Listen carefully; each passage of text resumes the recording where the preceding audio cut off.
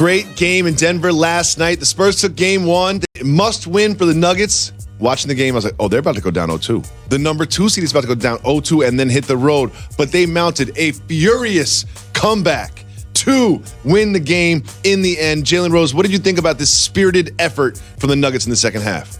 I think when you're a young basketball team and you make the playoffs for the first time as a number 2 seed, like all of the fans in the media, people looked and tried to figure how they would respond once the playoffs started because they hadn't been there as a collective unit before. Jokic is all-NBA. He's been terrific all regular season. Harris has dealt with some injuries. Murray got off to a hot start, but he didn't necessarily play at the end like he played at the beginning. Yep. But then all of a sudden when guys get injured, you develop a level of depth. And that's what I saw yesterday. Millsap is a vet. He scored 20+. But then all of a sudden you go to the bench. Beasley's giving you minutes. He was big yesterday for them. Morris is giving you minutes. And those are the type of guys, when you get behind, get a chance to come in the game and change the tempo. And that's what I felt like started to happen. And yeah, Murray got going early, but the game got going late. But the game changer to me was Harris. Because remember, a couple of years ago, he got a big contract with the Nuggets. And we felt like they had a really good young core of backcourt performers that could take the leap this year. It didn't necessarily happen because Harris was hurt. Yep. And so now since he's back, they have 4 of their 5 starters scoring 20+ points. And that's the difference when you're going against a Spurs team, especially when you're scoring, 39 points in the fourth quarter. That's huge when you can play in front of your home fans. And I think there's so much focus on Murray, and we'll get to him, but this was truly like a team effort. Like you mentioned, Beasley came in and changed the game. He just had more energy than everybody else. They were down, they needed a spark, and it wasn't necessarily something that shows up in the box score, but he was playing great defense and getting rebounds. And Millsap couldn't really be guarded the way the matchups were. Like they had their big on Jokic. It was like, wait, we got Paul Millsap here. Why don't we post him up? Rudy Gay is covering him. Got a couple nice buckets that way. Like this was true team effort. And while I was watching the game, I was like, man, they're down 19. Should I start watching the other game? Oh, that one's a blowout. But I was like, you know what? The Clippers came back. Maybe this team can come back too. And I wasn't alone. Let's listen to Coach Mike Malone address just that.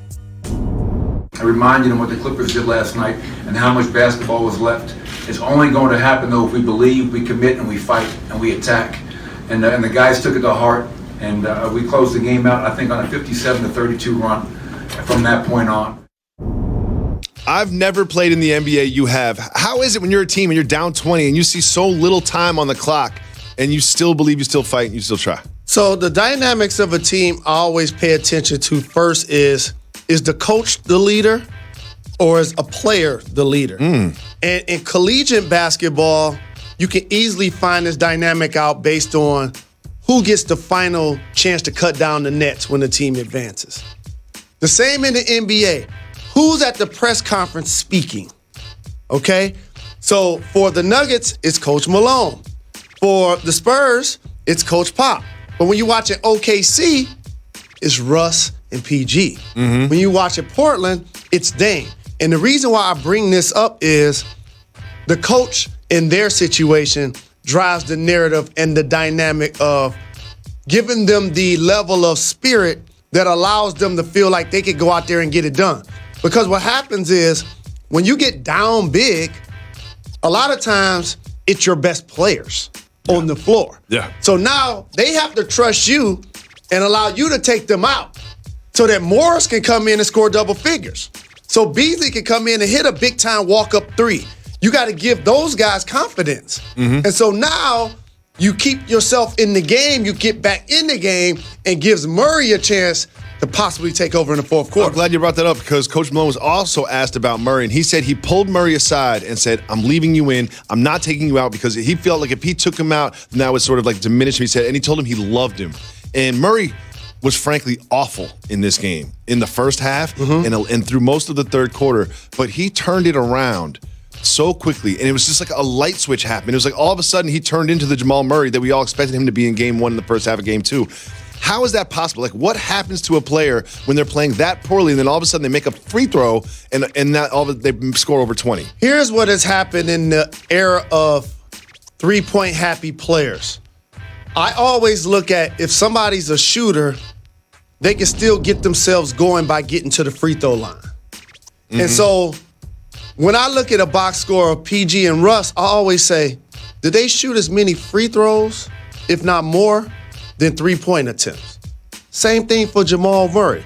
Though he's a scorer, when he's aggressive, then all of a sudden it unlocks his game. And that's what I saw. I saw a guy that got himself to the line 7 times.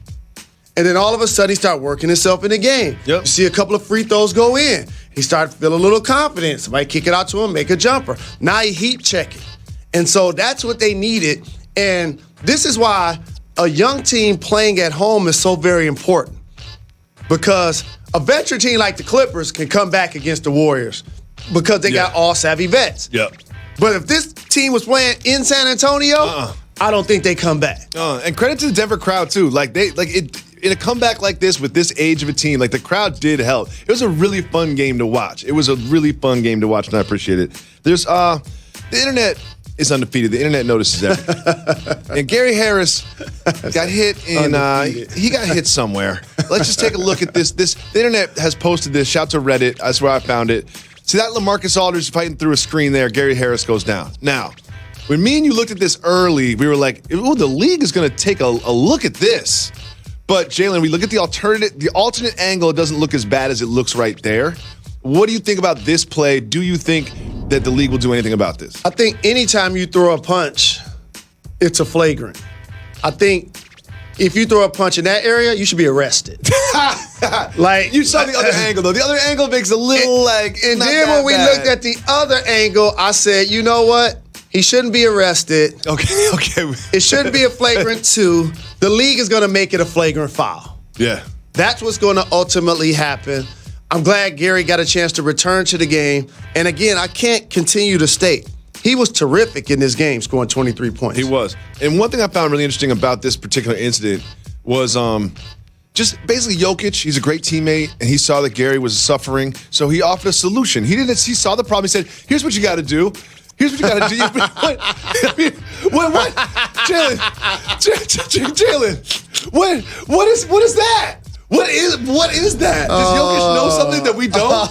What is that? That don't help, big fella. That might distract you. That might make you think about that. Don't help. That seems like something I would tell my son. That don't help. Just grab it and jump up and down. You'll be fine. The thing that helps is lay in a fetal position as long as you can. That's what helps.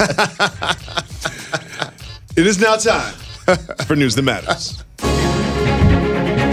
Music.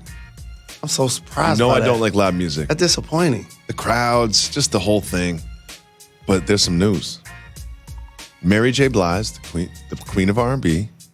My life, my life, my life, my life. And Nasir Jones have announced a co-headlining tour.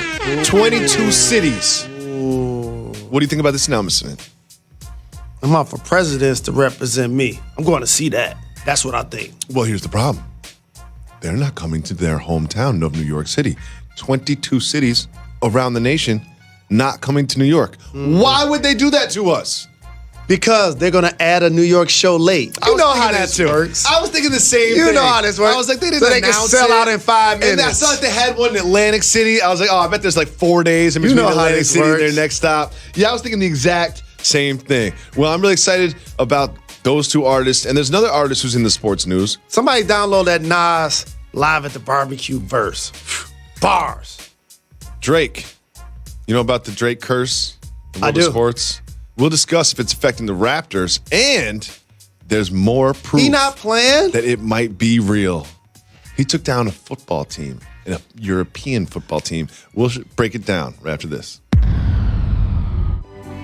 Saturday, when DJ Augustine hit that big shot and the Magic won Game 1 against the Raptors in Toronto, and we were all talking about the Magic young core and the Raptors being bad in all their Game 1s. Well, everything changed in Game 2. They waxed the Magic. Like, this was not even competitive. Kawhi Leonard was particularly efficient and excellent. He had 37 points, 15 for 22. Jalen Rose, what do you think about Kawhi's dominant performance? So growing up, like many people that are listening to our podcast on a daily basis or watching our television show every day at 2 p.m. Eastern on ESPN2, I played a lot of video games. Oh. Atari, ColecoVision, Nintendo, PS, the list goes on and on and on. Okay. Watching Kawhi Leonard play with his level of stoic demeanor and his efficiency is when you played against a computer.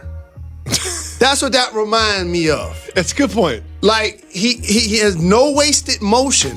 Like, you know when you watch a player play and they do 8 dribbles when they really can do 4? Even someone as good as Steph goes between the legs 3 times, behind the back, kind of like sizes everybody up. James does it too. No wasted motion, especially when he's feeling good about his game. And the other thing that I like is, even though he's a knockdown 3-point shooter off the catch and off the dribble, he don't settle. Like, this move that he got where he catch it on the wing either side and he can hit you going baseline and basically fall behind the backboard on both sides and make that jump shot, like, that's a signature shot for him. He can play in the post. He can duck in. He'll dunk on you. Like, he's become one of the most efficient and effective offensive players in the entire game, and it showed in game 2. So kind of like we were talking about Jamal Murray, like Nikola Vucevic, where you been at? He had 6 points in this game, and it wasn't for lack of trying. Like, they're trying to get him the ball, they're trying to get him things. He just felt uncomfortable and bothered, and he was an all-star this year. Like, he was their go-to guy. What's happening with him? This is why a vet like Serge Ibaka, who used to play in Orlando, is so very key. This is why you acquire a Marc Gasol, another big body, and both of those guys can shoot from the perimeter. So it takes him out of the paint on one side, but yet they can body him and make him work when he has the ball offensively. And so they did a terrific job limiting the first-time All-Star. And when you do that, it now takes away the open threes, because now you're not collapsing down. You're not double teaming. You're not trying to collapse on the rebounds. And so they did a terrific job in game 2, and they needed to, because obviously they couldn't afford to go down 0-2. Vucevic had 6 rebounds and 6 points. Like, And he a walk-in that's double-double. what I'm saying. Like, and he only had 7 shot attempts. It just felt like where is Vucevic in this series? You push him off his spot, you front him a little bit, you play behind him, you make him work defensively, you speed up the game, you put him in pick and roll, where his man is the one that's the screener. Yeah. And so all of a sudden now you're attacking their best player. DJ Augustine isn't having the game like he had. Not even and close. then the Raptors playing with a sense of desperation as a squad that hasn't met expectations as a franchise the last couple of years. This is why you bring in Danny Green and obviously Kawhi Leonard.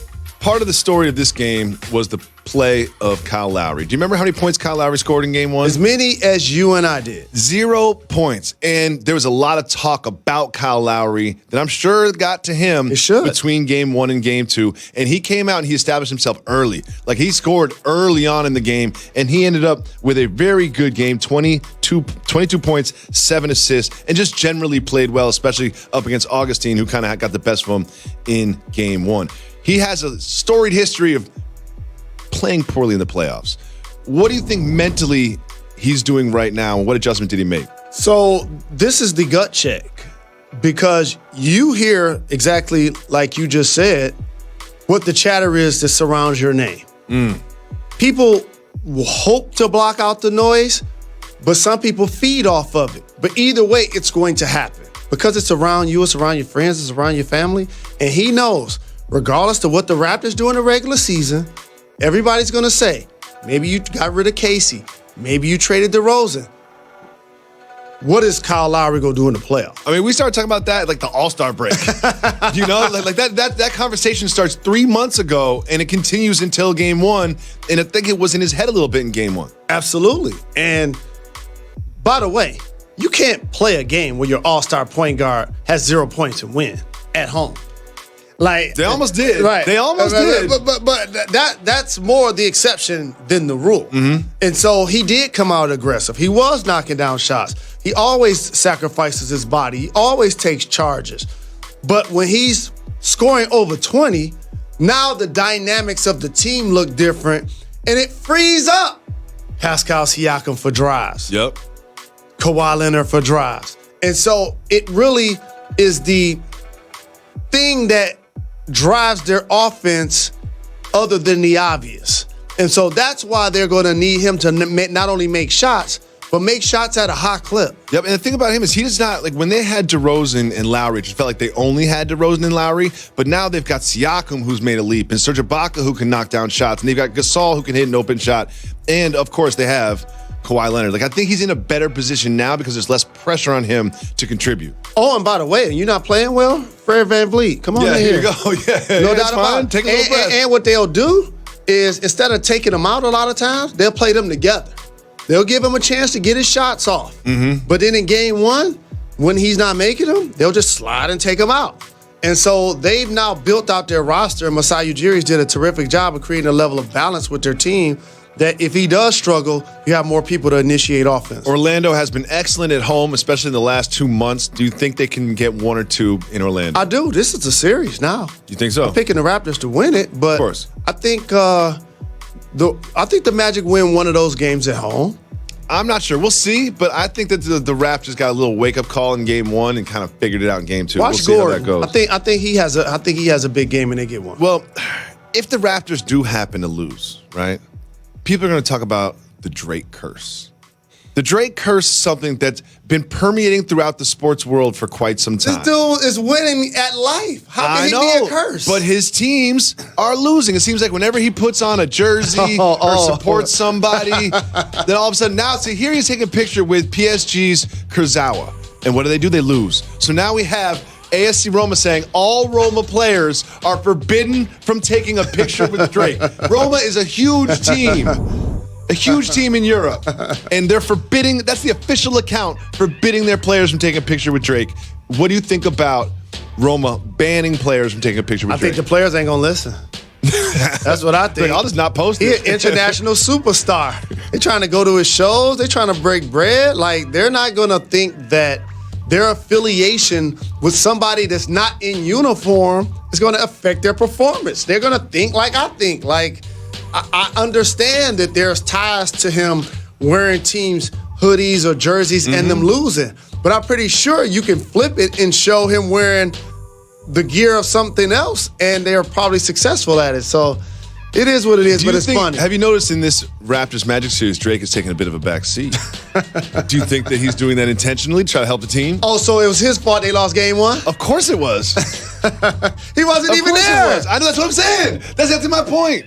So let me get this right. So you know that Drake knows the Raptors are going to be in the playoffs, okay? He knows they're going to be in the playoffs, and he's missing some games. Dude, I got shows. I'm getting 150,000. He had shows last year and the year before, but you saw he was basically on the team on the court. Man, he probably getting $150,000, $200,000 a show.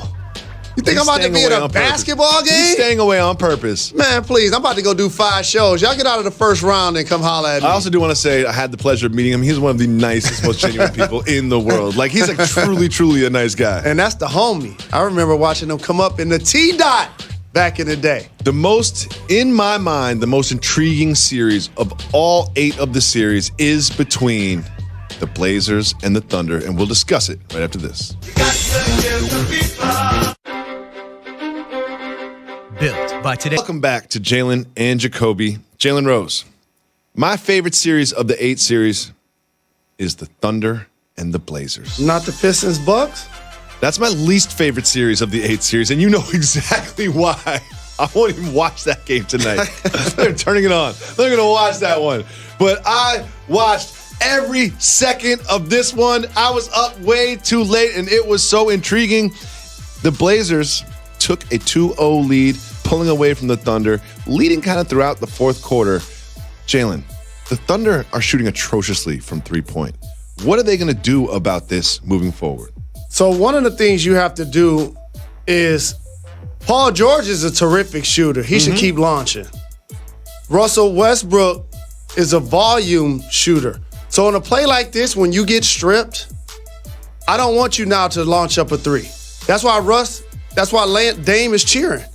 Because you letting me off the hook.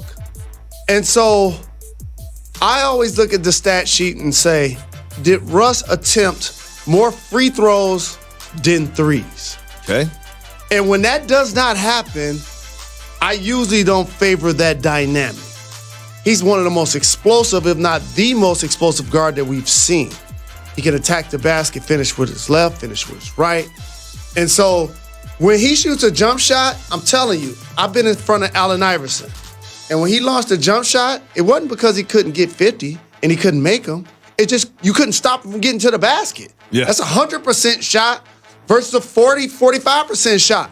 And I just remember standing in front of him. Every time he shot a jumper, I was like, thank you. And it's just same thing. He did the same thing with Westbrook, too. It's like Westbrook could blur by you, not just go by you, but then jump and finish over whoever the help defender was. But if he's going to shoot a three, especially if his momentum's going backwards like it was in that play, it's not going to go in. Just, is it fatigue? Is it overconfidence? Why does he keep doing this? It's speed. Like, the velocity of everything that he does out there on the floor is almost the equivalent of why players who seem to jump extraordinarily high normally aren't range jump shooters with accuracy. Like Vince Carter can knock down an open jump shot because he's a great leaper, but not many. The same with Russ. If you look at the tempo that he plays with, it's one thing to pull up on a dime from mid-range, 15 feet. You know this. Yep. Versus pull up as fast as he goes from three. That's a far opportunity with range. Yep. Well, and the same thing, his leaping on his jump shot is really high. So for me, it's been hard to gauge whether he's jumping at the same height each time that he releases the ball. Sometimes it seems like he's releasing it on the way up. Sometimes it seems like he's releasing it on the way down. And the bottom line, this entire season from the three or from the free throw line, he's not shooting with confidence. So you mentioned the distance of the three-point shot and the technique of shooting it. Let's just take a look at what Dame Lillard has been doing with the three-point shot. Smooth. This is the first possession of the playoffs. Smooth. Like a walk in the park. Look at that. Smooth. Look at the distance from which he's shooting these shots. From 30. Smooth. It's not a rush. It's not a... Look at that. No panic at all. Everybody talks about Steph Curry's range, but if you look at the actual numbers, Dame Lillard hits more, if not as many deep threes. He was told about a nickname that he liked during All-Star break that I'm going to say it to the microphone. What's that? Because I want his fans to say it to him so he can make more shots from 30 feet. I thought he was Dame Dollar. Logo Lillard. Oh, Logo Lillard's pretty good. Logo Lillard's pretty good. Yeah. So fans of Portland, when you got pulling up from 30, Logo Lillard. I don't know if Terry Stotts is going to love that one. Terry Stotts is going to be like, nah, how about like a toast behind the line, Lillard? How about this? I'm willing to speak into a microphone and say, he's the first player in the history of the NBA playoffs that once his team got the opening tip to take a couple of dribbles and pull up from 35 feet. I can't imagine. That's never happened. That has never happened. I feel safe saying that has never happened. Never happened. I don't care if it was Ray Allen, Reggie Miller. I don't care if it's Larry Bird, Steph Curry. That has never I don't think that's ever happened. And you know the coach, they drew up a play. You know what I mean? They want to get everybody touches. Yes. They want to get people involved. Yes. Like, let's move the ball around. Yes. And it's like, no, I'm just going to shoot it from here. I'm going to shoot it from here if you don't mind. But you know what that is, right? What? That's throwing a haymaker at the bully. And then you hit him and knock him down. And that's what that play does to everybody else. Like, oh, okay. So he ain't playing around. I think this is going to be a 6 or 7 game series, right? I'm sure the Thunder will win at least one in OKC, if not both. I think it's going to be a long series, but what adjustments do the Thunder need to make to sort of even this up? So an easy adjustment would be to say make shots. And I think that playing at home for some strange reason has been like this since the history of time. Role players flourish in front of their home fans. Feel more comfortable. The atmosphere is like when you show up at your job today. If everybody was patting you on the back and telling you did a great job, you'll have more pep in your step. Yeah, if everybody was kicking in your butt and tell you that you stink, I'd be sad. Then you won't bring the same level of emotional joy. And so I think their role players are going to shoot better. That's one. But number two is something I already said. Look at the free throws attempted of Paul George, who's dealing with a shoulder injury, which I think that's allowing him to shy away from contact because he was getting to the line versus this team that they went 4-0 against in the regular season. Same with Russell Westbrook. And thirdly, Steven Adams has to be a part of a big three. They can't make it a big two with the attempts, with the threes. They got to feed the big fella every now and then. The first possession, they went into him. The second possession, they went into him. And then they kind of got away from it. It seemed like they really wanted to ISO Cantor and his defense early in the game, but they got away from it later in the game. He was 7 for 8. He had 16 points. He had 9 boards. You got to feed the big fella. Yeah, let's see if he goes 8. Let's see if he goes 8 for 9. Let's see if he goes 9 for 10. Why not? And then that's I love Steven Adams. No doubt. And then that's a different way. He looked like that. I haven't seen the movie, but I saw the preview. He looked like a dude from Aquaman. Yeah. So what's the plot of Aquaman? Oh, some dude in the water. He got fish to help him out, something like that. I haven't seen Aquaman. Come on, man. I'm not seeing Aquaman. So, Jalen, one of the main matchups in this is your guy Lolo Lillard against Russell Westbrook. They have a history of kind of going back and forth, and they started to get into it a little bit last night. You take a look at this play here, where this isn't a hold me back moment, but they're doing something there, and everybody comes and separates them. I think that this is going to explode later on in the series. Do you think that's right? I think that's right. And here's why. I'm going to give people a list of reasons why Dame Lillard and Russell Westbrook just flat out should be rivals on the floor. Oh, they are. Because they're so much alike. Mm-hmm. Not just the way they play basketball. Okay, and I'm going to give you a couple of reasons. I'm going to give you a couple of NBA things first. You notice these are all NBA performers that people felt like in today's day and age should chase the large market or chase the super team. Great point. Neither one of them did it. As a matter of fact, both of those guys have re-signed with their current squad twice, okay, to show a level of commitment. As a matter of fact, if they keep this up, statues for both. And you know how I feel about that. I know you love statues. Both of these guys, like Biggie would say, have been terrorists since the public school era. They have that in common. They're both from what we consider the hood. Mm-hmm. They have that in common. Neither one have won a championship. They have that in common. And both guys have not had the consistent playoff success that they desire. And they also are not considered sort of like the best at their position. I think Steph Curry kind of is that. Even in their own conference, everybody looks at Steph Curry as, Steph Curry, MVP, unanimous MVP. Steph Curry is changing the game. And then there's Russell and there's Dame being like, I really want to take that spot. Correct. Jalen, we work at ESPN. So we're going to talk about LeBron James. The Lakers coaching search is on. Rob Pelinka has met with Monty Williams. They plan to meet with Tyronn Lue and your guy, Big New, Juwan Howard. Our guy, Mark Stein, who now works at the New York Times, had this interesting quote about that search. A buzz circulating in coaching circles that Williams has a stronger than expected shot at the job because some in the Lakers organization may fear hiring Lue would be giving LeBron too much control. Okay. Take us behind the curtain, Mr. Rose. You know what I just saw in that quote? What's that? First time that I've seen it. What's that? This is so fresh off of my top of my mind. What? What that tells me is if we hire somebody that LeBron won a championship with, we feel like that's giving him too much power. By the way, that's what they should be doing. Yeah. Because LeBron James has 3 more years left on his deal. And therefore, you should handcuff those two guys together and see if they can get it done. That create a level of accountability. What I saw in that quote means they're trying to control Monty Williams' staff. So if he gets the job, can I tell you one of his associate head coaches right now? Yeah. Kurt Rambis. No. Jalen, here's the thing. You know what? I'm not Rob Pelinka. I'm not Jeannie Buss. But if I was, I'm hiring someone that is in LeBron James's phone right now. That's what I'm doing. I'm going to be like, LeBron, we're doing the coaching search.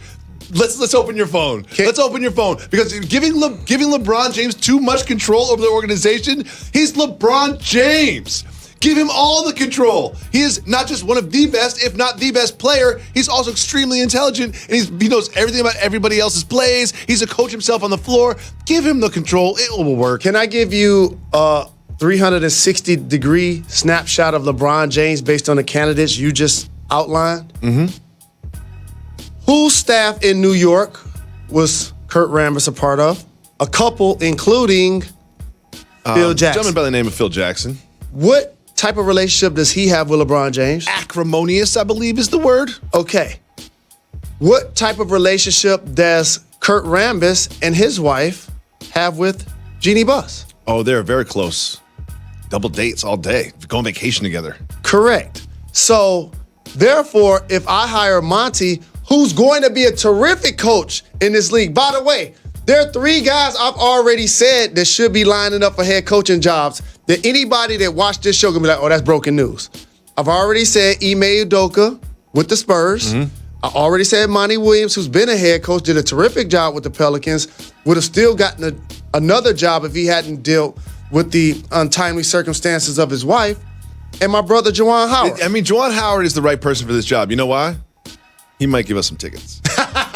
There's a chance I could go to a Laker game, get a nice seat as your +1 if Juwan Howard is the coach. So not giving LeBron, quote unquote, too much power means we're going to hire Monty Williams and we're going to put Kurt Rambis on his staff. Don't do it. Because remember, hold on, I got one more thing for you. I'm off the bandwagon if they do this. I got one more thing for you. You remember when they were like, oh, Luke Walton's coaching staff wasn't as experienced?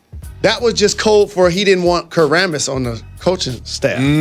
Because last time I checked, Brian Shaw is experienced. Yeah, Brian Shaw. As a player as a coach, and as a coach. He's been as a head coach. He's been a coach for like a decade. Interesting. Jalen Rose. What up, though? The WNBA is doing their players dirty, and it really came back to bite them. We'll explain right after this.